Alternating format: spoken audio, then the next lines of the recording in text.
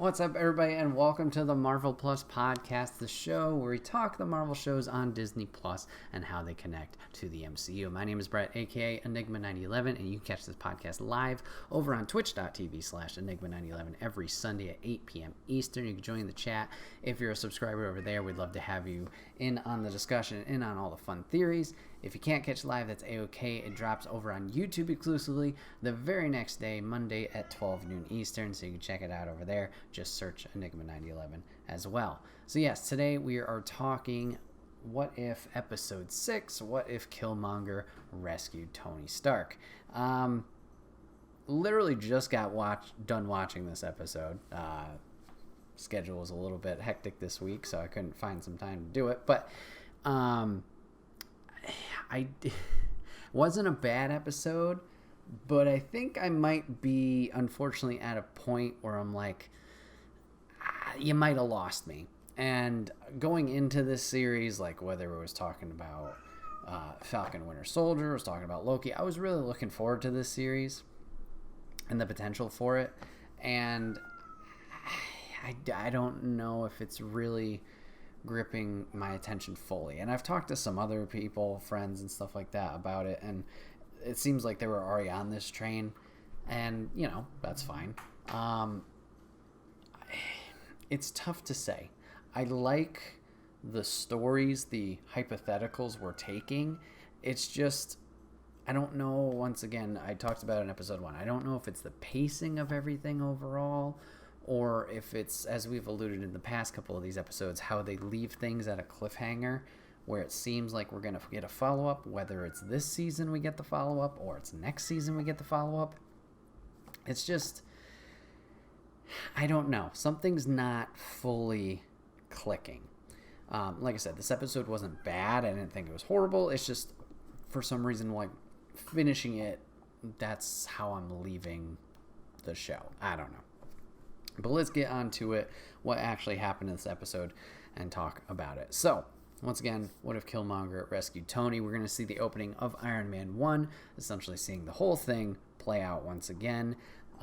But as Tony is going to leave his armored vehicle to try and run and get some room, once again, he'll get knocked over. We'll see the Stark missile hit the ground, and out of nowhere, just booyah, Killmonger's going to come in, grab that missile, and yeet it across the fucking desert, and he saves Tony.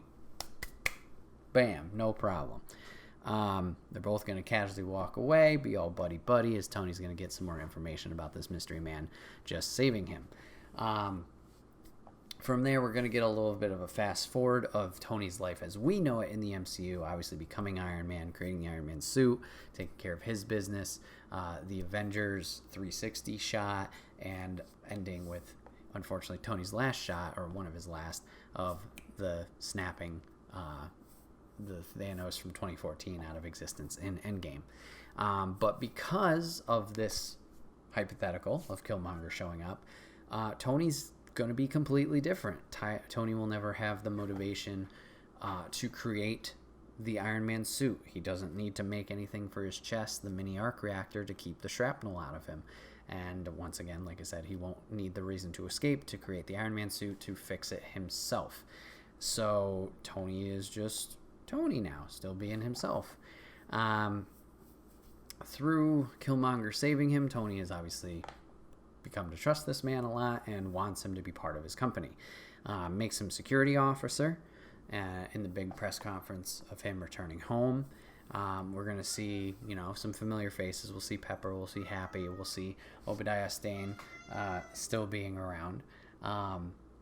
And at this press conference, Killmonger reveals how he is aware of the situation that's going to happen to a reporter that is trying to ask and get the dirt. He apparently intercepted this information and reveals that Obadiah Stane was the one who was set the 10 rings, or the 10 rings that we know of at the point, or at this point, to eliminate, to kill Tony. So Obadiah is taken out right away, and we will not have the Ironmonger show up, anything like that. So he gets taken out. Happy gets the last punch on Obadiah as he tries to make a run for it, so that was fun. And now Tony's jumping to a COO promotion for fucking Killmonger. So Killmonger went from a dude showing up to security officer to COO in a matter of like 2 minutes. So we got that. Pepper sees this all going on, obviously the promotion, and she's skeptical. She's like, pretty much anybody who shows up wants something from Tony. Because why wouldn't you? He's a millionaire. He's, got this big company, etc. So she's trying to figure out what's going on with Killmonger. Why is he showing up out of nowhere? What's the deal?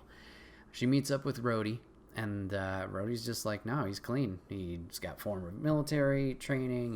He grew up as an orphan, essentially, or in foster care. And, yeah, he's made a good life for himself. So he can't find anything fishy about him there. And that, it makes Pepper a little bit more worried, but, like, nothing you can really do.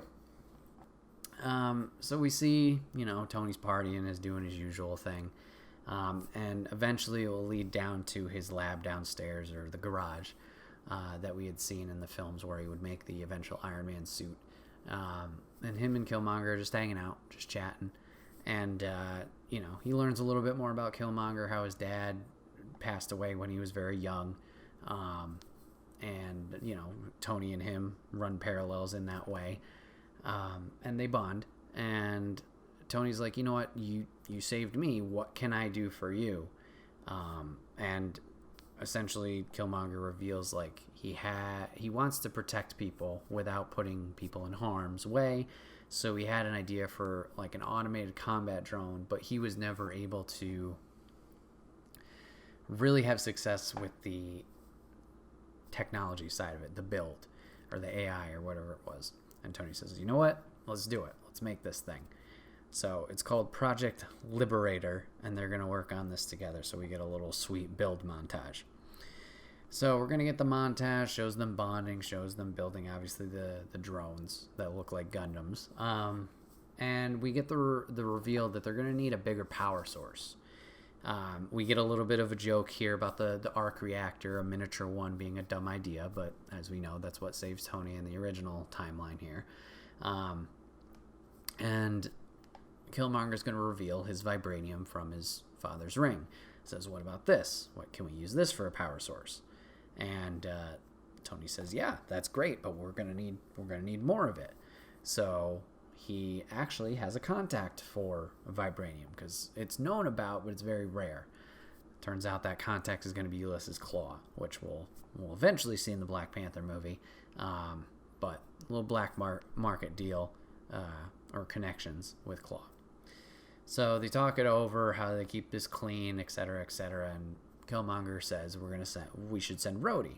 Rhodey's got the U.S., the military backing, so you can kind of use that as infiltration, etc., whatever. So we're sending Rhodes to meet with Claw to get the vibranium, to get that resource for the drones. As we're meeting with Claw, he's going to reveal he has a Dora Milaje spear that was somewhere, just he bought it himself, and then he shows the oodles upon oodles of vibranium he has been stealing from Wakanda. How is he doing that? I don't know. I don't think we've ever gone into detail of how we can get in. No problem, but we have that. While this transaction is going on, and this big reveal of the vibranium cache, lockdown happens. Now, Rhodey's freaking out, Claw's freaking out. They have no idea what's going on.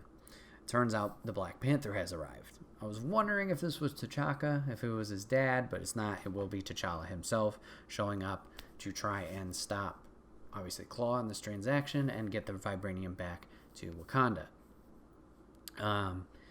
Meanwhile, while Panther is taking out all the goons, Rhodey's trying to contact Killmonger on the comms. It's not working. T'Challa's going to finally get to Rhodey. Rhodey's going to attempt to shoot him, but vibranium's not going to work. And T'Challa's trying to not be smart about it, but, like, be more of an ally than just, like, wow, eliminate him. And then we get Killmonger showing up. Killmonger's going to activate some kind of sonar gun that he has from Tony's R&D. This is going to cause Rhodey and T'Challa to go down in a heap of pain. I think it's similar to the sonar tech that maybe Obadiah used, because I remember those earpieces that he takes out in the film. I think that's how he stops Tony originally and takes out the arc reactor to put it into his Ironmonger suit. So I think that's what it was. So yeah, he's going to do that. He's going to use the sonar to put these guys and stop them. And he is eventually, Killmonger's going to kill T'Challa and Rhodey. But he's going to kill Rhodey with the Panther's claws to kind of lay some, place the evidence not on him. So we learn Killmonger's true intentions. He is still as shady as ever. It's not a change of heart here or whatever. So, okay. Claw's going to return after this, and obviously he's going to reveal that he's also working with Killmonger. So this has been a ploy from them of how do we, take out the Wakandan power source of Black Panther, the savior there, and trying to get more resources from Wakanda. So we're going to see 2 funerals. We're going to see both Rhodey's funeral, and we're going to see T'Challa's funeral, both in their respective places. We're going to get a little quick appearance from Thunderbolt Ross. We'll see more of him later. So Killmonger's reporting back in after this incident, after the whole, funeral and everything. Him and Tony are talking. And Tony reveals that you can't hide anything from Jarvis. Jarvis had footage and augmented reality shit about the whole event in the warehouse, revealing obviously Killmonger's actions. So Tony's not happy. Because of this, Tony has finished the drone using the vibranium and has activated it to take care of Killmonger. Unfortunately, Killmonger makes quick work of the drone using the spear that was revealed by Claw earlier in the episode. And after taking care of the drone quickly, he will throw the spear, pinning Tony against the wall, and finally killing him in the end. Jesus. Leaves the spear as evidence. This man is playing some big old chess here. So now, post that, Tony's obviously dead. Everybody's concerned. What the fuck is going on? And all the blame is pointing at Wakanda. There's this big thing going on between Wakanda and the United States, or Tony, whatever. Pepper's still very apprehensive. This seems all too fishy for her. Good for you, Pepper. Keep on that. Thunderbolt Ross has come in and said, we're taking over the assets here. We are essentially at war or at a high risk with Wakanda. We're making the drones. We're taking your assets. And we're going to go, push back. Great. All right. Swell. So we got a shit ton of drones made. And now we see Killmonger with the drones traveling to Wakanda. He's going to meet up with Claw once again. Claw is going to take Killmonger to the edge of Wakanda, where we see the big, barrier field that protects them. Takes him there, reveals it, just to kind of go over their game plan of how they're going to attack. Once again, fucking circle takes the square. Killmonger's going to kill Claw after this reveal. Now he has the info that he needs. He's going to use it to his advantage. He must report back to the military of what coordinates he was using. Then, after Claw is dead, Monger is going to bring Claw as an offering to the Wakandans. Okay. So, was this just to get you back home? Question mark. We'll see some more info as we go along. Seems like he's trying to play to make peace with them, obviously by taking this big idiot problem that the Claw has been for the Wakandans. And he reveals how the drones, what they're made of. He reveals how they're made, work, etc. As this is going on, he's getting there's a lot of red flags being raised by family members. The Queen is suspicious because she's never heard of this nephew she has. T'Challa's sister, very highly skeptical of just like, oh, this is convenient. How do you know it all works? Blah, blah, blah, and all that stuff.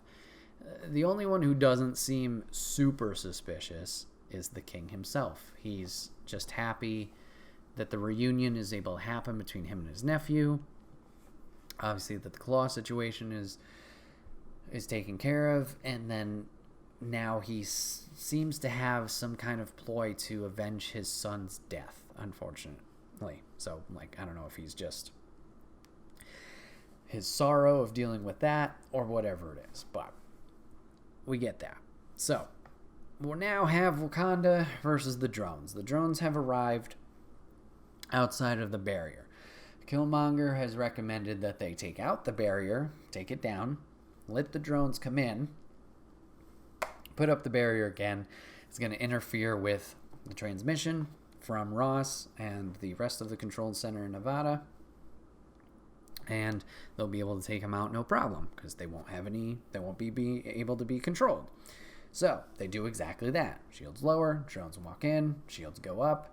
They revealed themselves obviously to Thunderbolt Ross and eventually the rest of the world, because they are a hidden nation. They've chosen to be that. So unfortunately they have that, but now the drones have no control. So we yay, day has been saved. Great. Killmonger has saved the day with his information. The king's all happy. Let's celebrate together. And mentions like, this will always be your home now. Thank you for your help. And Killmonger essentially is like, whispers, I thought out loud, but I guess it was to himself. He's like, nah, that's not enough. And he pushes a button to reactivate all the drones. Now everybody's freaking out again. Oh, why are they reactivated? Blah, blah, blah. And guess what this bitch does? He blames it on Tony. Oh, Tony's a smart man. He must have put a reactivation, blah, blah, blah. Jesus Christ. The fucking webs this man is weaving. Jesus Christ. So anyways, the drones have been reactivated. And they're going to charge in. We're going to see the Queen on the front line kicking ass. We're going to see the Dora Milaje, along with the Koya kicking ass over there. But the drones will eventually get a little bit of an upper hand. And guess who's going to charge into battle? Because why not? Killmonger does. Hops on one of those rhinos that are all armored up and charges in there to save his own face. So he's going to go in there. He's going to whoop ass. He's going to save people left and right. He's going to kill the drones. Whoopee-doo. All right? What a risk, in my opinion. This man knows these drones made of vibranium, shooting bullets all everywhere, and is risking his life to go in there and just fight them normal. Like, you're in charge of these things. When you try and, I don't know, make a play that, like, you're never going to be in danger, but, oh, I'm going to look like the good guy. I don't know. That seemed ballsy. But whatever. Drones are taken care of. Bada bing. Wakanda wins. Whoop-de-doo. So we get that after that. We're finally at peace, or at least, about not being attacked. And the king is once again, we see Killmonger on this, like, hill, viewing this great plain of the land and just the landscape. And the king will walk up and ask what he thinks of it. Oh, it surpasses everything I've thought of and my expectations. And, once again, the king is like, this is your home now. Welcome home. Blah, blah, blah. And then we get a little vomit moment as Killmonger says he's going to be a loyal servant. Whatever. Obviously, King T'Chaka doesn't know better. He's going to give him the herb to make Killmonger the next Black Panther. So now he has that power available to him.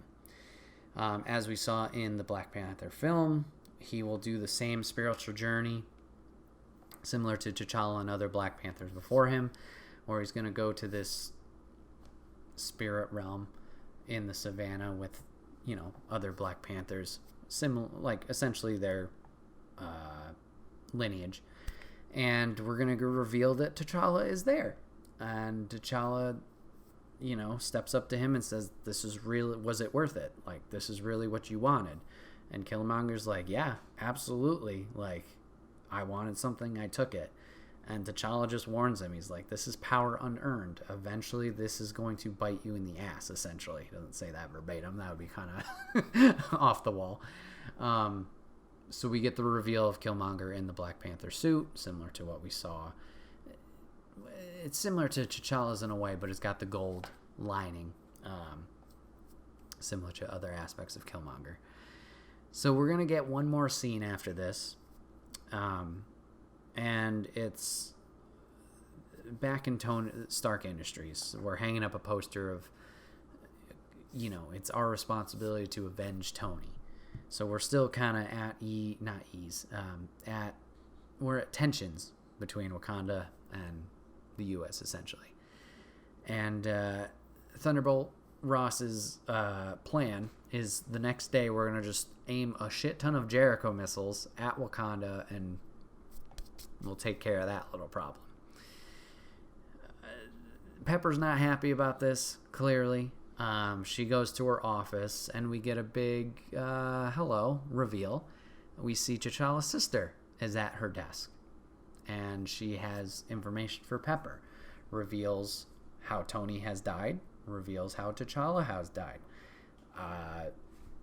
The sister whose name I'm blanking on, so I apologize there. She's obviously very intelligent, similar to Tony, if not more. Reveals how she got the information, and we leave the episode at that, of this information being out there, and now it is time for Pepper and hopefully the sister to get Killmonger taken care of. So, episode's going to end there. We're going to end in another cliffhanger, essentially, or open point. I wonder if the follow-up, obviously it's going to be about the sister and it's going to be about Pepper. I wonder how in-depth we're going to go. I wrote a note in here as soon as I got done watching it about the sister becoming Panther and then Pepper becoming Ironheart. With this note, realizing now obviously how this episode plays out, because Tony never makes the Iron Man armor. Pepper can now never become Ironheart, similar to what we saw in Endgame eventually, and get her own suit. So it's going to be interesting to see how this does play out. And the sister, while she could become a Black Panther, she's younger, which makes sense. I mean, technically, at this point in the timeline, this would be like 2008 of Iron Man 1-ish. And we didn't get the Black Panther movie until 2014-ish. That's a big reach. I don't know. But obviously the age gap of what we saw in the MCU canon and now this What If storyline, there's a bit of an age gap. Not that the kid couldn't be Black Panther, but yeah, I don't know if they're going to go that route. So yeah, that's it. It was a fine episode.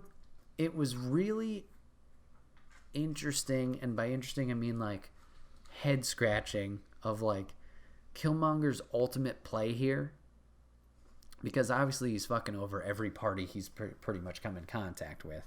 So it's like, what do you want? Like, do you want the alliance with Tony to have the weaponry behind you? Do you want the alliance with Wakanda because this is your true home and you want a feeling of like, not ownership, but like belonging?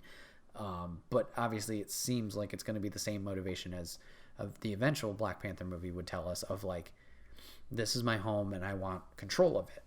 We didn't see him obviously eliminate King T'Chaka here. I don't know if that will be the play, but probably. So he hasn't taken full control of it yet, but he is in a higher position of obviously Wakanda as we know it. So yeah, I guess that was just the ultimate play, is take that throne essentially. And he's on his way to doing it. He has taken out some pretty big threats. He took out Tony, obviously. That's a big threat of the knowledge aspect. Rhodey's gone, which was a prevalent part of the military. And then obviously Claw being a big problem for Wakanda specifically, he's taken care of. So you did get rid of 3 assets, or 3 problems. However, was getting the whole fucking U.S. government against your country a smart plan? Maybe, maybe not. I don't know. That's, we'll have to see that play out. But just interesting way to really go about it. Interesting way. But yeah, let me know what you guys thought of this episode. As I mentioned earlier, we still got a few episodes left in this season. I think we have 9 episodes in total, so we got 3 more. I'm still curious as to like what stories we are going to tell, but it's hard. I'm losing my excitement for it of like, just because, once again, I keep saying it, I'm sorry, but pacing of these episodes are very quick, and then every episode so far has left at that open-endedness, which is fine if you plan on continuing to tell these stories. But if it is a season to season thing where, once again, Captain Carter was episode 1, do we get more Captain Carter season 2 episode 1? That's a big gap, depending on how long between seasons there are, of like, am I even going to remember at that point, or am I even going to care at that point? At least with like film to film, Iron Man 1 to 2, Black Panther, Spider-Man, etc. At least with that, they each encapsulate their own story, and then it's like the fun little Easter egg tease at the end of like, oh, that could be the second one, or that's a problem. But like, while technically these episodes do have finishes, I don't think the endings are as hook, line, as sinker. Like, they don't really grab you like an Easter egg at the end of the films does. I hope that makes sense. And I don't know if it's like, this is a dumb observation, I don't know if it's like the movie ends, right? Oh, great finish, clean finish. Then we get the credits, and then we get the teaser. It's like the little like cherry on top at the end, where like we still had the clean finish, but then it's like, there's the little extra. While this one is like, that question mark part is the end of the episode. Maybe that's it. Maybe, like, I feel like maybe the moment here, even with the sister meeting up with Pepper, that could have been more impactful if you had the separation. Now, how I'm thinking of it was like, you end with Killmonger in the Black Panther suit, right? And he's looking over Wakanda. Cut to black or whatever the fuck. You do the credits, and you're like, you're in that, like, your body has the time to go through that motion of like, not sorrow, but like, oh shit, things are bad, and like, this isn't going to be good for our heroes, blah, blah, blah, yada, yada. You get the chance to feel these emotions. Credits go, you have the, however long credits are nowadays, 8 hours. And then you get the scene at the end of like, hope, you know? And then that hope leads to excitement, which leads to the talking afterwards of like, oh, what if this has happened? Da, da, da. And maybe that's it. Maybe that's the separation that's not happening with the episodes here and what we've had in the movies, and even some of the other episodic series. Some have had post credits, some have not.